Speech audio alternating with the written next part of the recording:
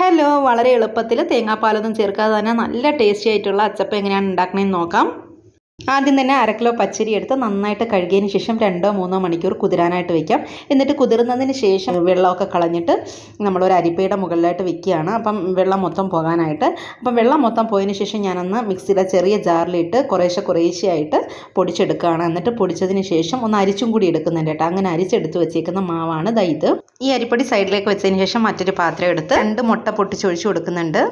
ഇനി ഇതിലേക്ക് പഞ്ചസാര ചേർത്ത് കൊടുക്കണം. അപ്പോൾ പഞ്ചസാര പെട്ടെന്നൊന്ന് മിക്സ് ആവാൻ വേണ്ടിയിട്ട് ഞാൻ പൊടിച്ചിട്ടാണ് കേട്ടോ ചേർത്ത് കൊടുക്കുന്നത്. അപ്പോൾ 300 ഗ്രാം പഞ്ചസാര ചേർത്ത് കൊടുക്കുന്നുണ്ട്. അപ്പോൾ ഈ 300 ഗ്രാം ഈ ഒരു ചെറിയ ഗ്ലാസ് ഉണ്ട്, ഇതിൽ 2 ഗ്ലാസ്സാണ് കേട്ടോ എടുത്തിട്ടുള്ളത്. പഞ്ചസാര മൊത്തമായിട്ട് ചേർത്ത് കൊടുത്തതിന് ശേഷം നന്നായിട്ടൊന്ന് മിക്സ് ചെയ്തെടുക്കാം. അപ്പം ഞാൻ വിസ്ക് വെച്ചിട്ടാണ് കേട്ടോ നന്നായിട്ടൊന്ന് മിക്സ് ചെയ്ത് കൊടുക്കുന്നത്.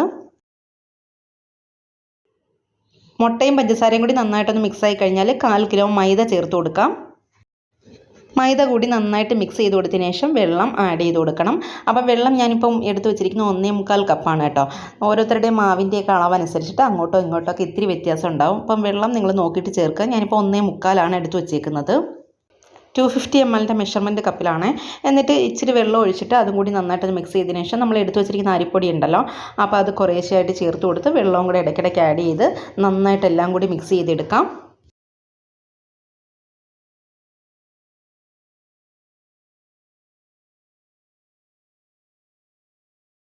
അങ്ങനെ നമ്മൾ എടുത്തു വെച്ചിരുന്ന അരിപ്പൊടിയും വെള്ളവും എല്ലാം ചേർത്ത് നന്നായിട്ട് മിക്സ് ചെയ്തിട്ടുണ്ട്. ഇനി 1.5 ടേബിൾ സ്പൂൺ കറുത്ത എള്ള് ഞാൻ കഴുകി അരിപ്പയിൽ ഇങ്ങനെ വെള്ളം പോകാനായിട്ട് വെച്ചിട്ടുണ്ട് കേട്ടോ. അപ്പോൾ അതും കൂടി ഇതിലേക്ക് ആഡ് ചെയ്ത് കൊടുക്കാം.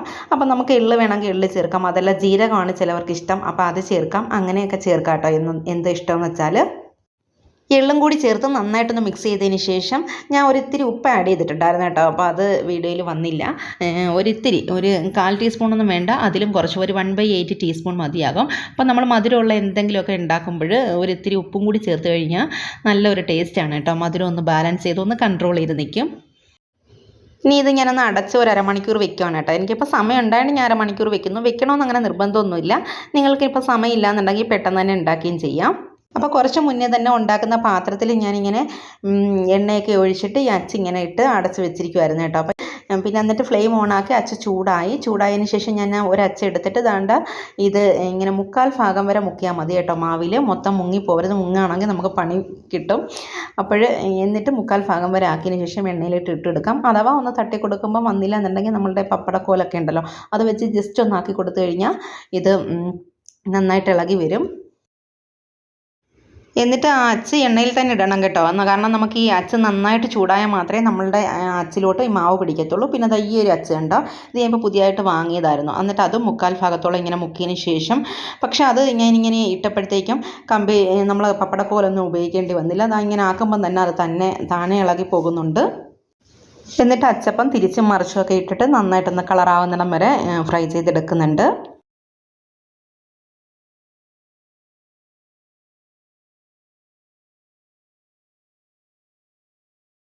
അങ്ങനെ തേങ്ങാപ്പാലൊന്നും ചേർക്കാതെ തന്നെ വളരെ ഈസി ആയിട്ട് നല്ല അടിപൊളി ടേസ്റ്റി ആയിട്ടുള്ള നമ്മുടെ അച്ചപ്പം റെഡി ആയിട്ടുണ്ട്. അപ്പോൾ വെളിയിൽ നിന്ന് വാങ്ങാതെ തന്നെ വളരെ ടേസ്റ്റി ആയിട്ടും നല്ല ഈസി ആയിട്ടും നമുക്ക് നമ്മുടെ കുഞ്ഞുങ്ങൾക്കൊക്കെ അച്ചപ്പം ഉണ്ടാക്കി കൊടുക്കാം വീട്ടിൽ തന്നെ. അപ്പോൾ ഇത്രയേ ഉള്ളൂ. എല്ലാവരും ഒന്ന് ട്രൈ ചെയ്ത് നോക്കുക. അടുത്ത വീഡിയോയിൽ കാണാൻ. Ta-ta bye bye. Okay, see U.